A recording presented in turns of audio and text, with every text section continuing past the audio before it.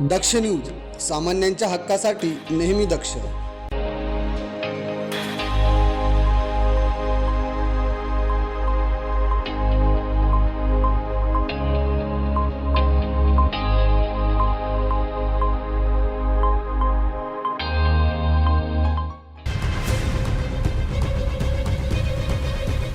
नाशिक जिल्ह्यातील दिंडोरी तालुक्यात पुन्हा एकदा शेतकऱ्यांना लक्ष करत चोरट्यांनी धुमाकूळ घातल्याची घटना समोर आली आहे. निगडोळ गावातील एका द्राक्ष बागेवर अज्ञात चोरट्यांनी डल्ला मारत सुमारे 4 लाख रुपयांचा ऐवज लंपास केल्याची तक्रार दिंडोरी पोलीस ठाण्यात दाखल करण्यात आली आहे.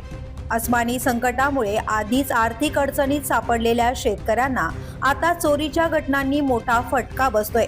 निगडोळ येथील गट क्रमांक 19 मधील मालसाने कुटुंबियांची शेती असून या ठिकाणी सुमारे 300 द्राक्षांची झाडे आहेत. यंदा हवामानाच्या फटक्यामुळे द्राक्ष बागांचे मोठे नुकसान झाले होते. त्यामुळे अल्प प्रमाणात आलेल्या द्राक्षांना बाजारात चांगला दर मिळण्याची शक्यता होती. मात्र विक्रीची तयारी सुरू असतानाच अज्ञात चोरट्यांनी रात्रीच्या सुमारास बागेत घुसून सुमारे 21 क्विंटल द्राक्षे चोरून नेले. एवढंच नव्हे तर द्राक्ष बागेचे कंपाऊंडही उखडून नेल्याचा प्रकार घडला आहे. या चोरीमुळे सुमारे 3.5 ते 4 लाख रुपयांचे नुकसान झाल्याची लेखी तक्रार योगेश मधुकर मालसाने यांनी दिंडोरी पोलीस ठाण्यात दिली आहे. मी योगेश मधुकर मालसाने, राहणार निगडोळ. इथं हा 2 एकर क्रिम्सन व्हरायटीचा प्लॉट आहे. 9 तारखेच्या रात्री इथून चोरट्यांनी साधारण 20 ते 25 क्विंटल द्राक्षे चोरून नेले. याचा रेट प्रति किलो 170 रुपये ठरलेला होता. आणि शेजारीच मटका पिढी खूप लोक येतात, 200, 250, 300 लोक इथं दररोज येऊ जाऊ करतात व बाकीचे नशेचे प्रकार इथं चालू असतात. इथं काम करणाऱ्या आजूबाजूच्या शेतकऱ्यांना किंवा आम्हाला भरपूर त्रास आहे. प्रशासन किंवा पोलीस स्टेशन याची कुठली दखल घेत नाही. मागच्या वर्षी जशी चोरी झाली, मागच्या वर्षी पण अर्ज दिला होता, त्याचं काहीच आम्हाला म्हणजे इथपर्यंत चौकशी झाली नाही, कोणी पण आलं नाही. ह्यावर्षी बी त्याच प्रकारची चोरी झाली, पण ह्यावर्षी चोरीचं प्रमाण मोठं आहे. दरम्यान या शेत जमिनीच्या लगतच खुलेआम बेकायदेशीर मटक्याचा अड्डा सुरू असल्याची गंभीर तक्रारही शेतकऱ्यांनी केली आहे.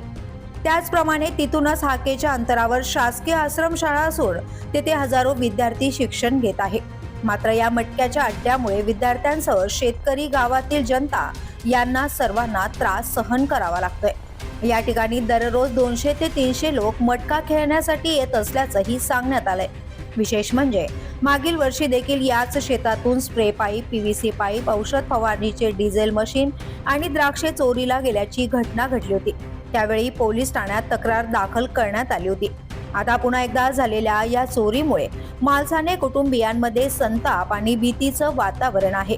अज्ञात चोरट्यांचा शोध घेणे हे दिंडोरी पोलिसांसमोर मोठे आव्हान ठरले असून या प्रकरणाचा पुढील तपास पोलीस करत आहेत. संतोष विधाते, दक्ष न्यूज, दिंडोरी.